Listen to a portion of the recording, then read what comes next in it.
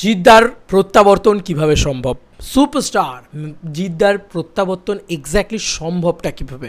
দেখো, প্রত্যাবর্তন মানে কামব্যাক আমি বলতে পারি। কামব্যাক কীভাবে সম্ভব? কারণ জিদ্দা এখন মানে খুব একটা যে হাইপ আছে বুমেরাং নিয়ে তা নয়। আর এর আগের ছবিগুলো নিয়ে মানে আগের ছবিগুলো বলতে চেঙ্গিজ, রাবণ মারাত্মক বিজনেস করেছে, কিন্তু মিডিলে একটা মানুষ অতটা মারাত্মক বিজনেস করেনি, এটা আমরা সবাই জানি। এবার জিদ্দার একটু সময়টা খারাপ চলছে, এটা বলা যেতে পারে। যে কোনো সুপারস্টারের জীবনের সময় খারাপ চলতেই পারে, তাকে নিয়ে তখন নানান মন্তব্য ওঠে, কথা ওঠে। স্বয়ং শাহরুখ খান এই জিনিস ফেস করেছেন, কিন্তু তারপরে আমরা দেখেছি যে কীভাবে রাজার মতন উনি ফিরে এসেছেন, কামব্যাক করেছেন উনি পাঠানের মতন ছবিতে। এরকম একটা কামব্যাক সিনারিও কিন্তু বা কামব্যাক ঘুটি কিন্তু সাজাতে হবে। শাহরুখ খান কিন্তু আমাদের আইডিয়াল কোথাও গিয়ে, সবার কোথাও গিয়ে। তো কোথাও গিয়ে আমি এটাই বলবো যে জিদ্দার এখন কীভাবে প্রত্যাবর্তন সম্ভব হতে পারে। এক হচ্ছে জিদ্দাকে বড় ছবি অ্যানাউন্স করতে হবে। জিদ্দাকে লোকে যেভাবে চেনে, দেখো শাহরুখ খানকে লোকে যেভাবে চেনে, শাহরুখ খান কিন্তু সেই জিনিসপত্র, অ্যাকশন আফতারে শাহরুখ খানকে লোকে সবথেকে বেশি পছন্দ করে, ঠিক আছে, এখন ইতিমধ্যে টিল নাও টাইম। তো সেটাই শাহরুখ খান নিয়ে এসছে। কিন্তু রোম্যান্টিক আফতারটা আগের ছিল, সেটা সে আর রিপিট করেনি, কিন্তু অ্যাকশন আফতারে শাহরুখকে কিন্তু সবথেকে বেশি লোকে পছন্দ করে আপাতত, সেটাই সে নিয়ে এসছে। এবং সুহানা খানের সাথে মানে সে যে ছবিটা করছে দ্য কিং, সেই ছবিটাতেও কিন্তু শাহরুখ খান একটা গ্যাংস্টার, এবং সেখানে তার লুকটুক বেরিয়েছিল, সেটাও সে গ্যাংস্টার টাইপেরই একটা ব্যাপার, একটা অ্যাকশন আফতারেই কিন্তু সে আবার আসছে, বড় ছবি সেটা। তো এখন ইতিমধ্যে দাঁড়িয়ে বড় ছবি করতে হবে জিদ্দাকে, সেটা অ্যাকশন ছবি হতে হবে, সেটার কনসেপ্ট খুব ইউনিক হতে হবে, সেটা বাংলার রুটেড হতে হবে। এতগুলো জিনিস প্রথম প্রত্যাবর্তন করার জন্য প্রথম স্টেপ। এরপরে হচ্ছে বড় নামী পরিচালক, যেরকম লাইক সৃজিত মুখার্জি, লাইক রাজ চক্রবর্তী, এরকম বড় বড় সব পরিচালকের নাম কিন্তু জুড়ে ফেলতে হবে নিজের সেই ছবিটার সাথে। হলো, এটা সেকেন্ড স্টেপ হলো।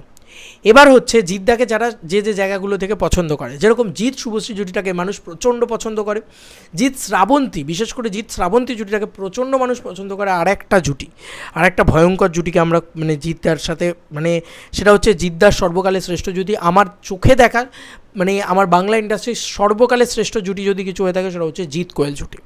তো এই জুটিটাকে কিন্তু আবার ফেরাতে হবে। জিৎ কোয়েল জুটি বা জিৎ শ্রাবন্তীর জুটি বা জিৎ শুভশ্রী জুটি একদম মেন স্ট্রিম পট বয়েলে বলছি।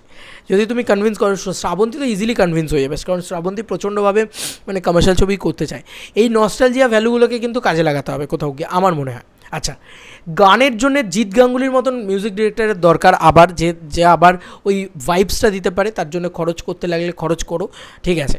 অ্যাকশন ডিরেক্টর প্যান ইন্ডিয়া থেকে নিয়ে আসো, আবার স্টান সিলভা তোমার রবি বর্মা হয়ে গেছে, আর এদেরকে রিপিট নয়। এবার এমন কোনো অ্যাকশন ডিরেক্টর যার নামটা আমরা হয়তো শুনিনি, সেরকম অ্যাকশন ডিরেক্টরকে নিয়ে এসো।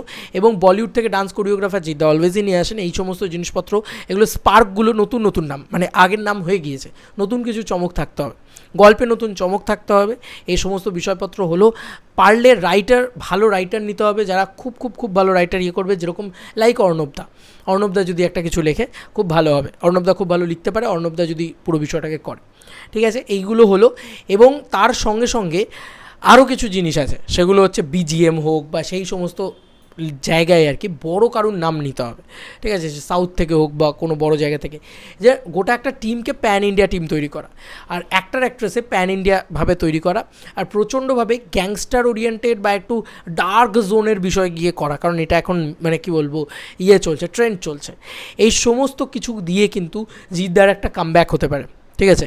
এবং ডান্স কোরিওগ্রাফার হিসেবে যদি বাবা যাদবকেও রাখা যায় তাহলেও খুব ভালো, কিন্তু জিৎ গাঙ্গুলির মিউজিক, যে জিৎ কোয়েল জুটি, এবং থাকতে পারলে আর একটা নায়িকা যে আরও বড় ফেসেস হবে, কোনো পুরনো বা নতুন নায়িকা নয়, মানে একদম যাতে রিনোন সুপারস্টার হিরোইন যাকে বলা যেতে পারে, সেটা আমাদের বাংলায় একজনই আছে, কোয়েল মল্লিক।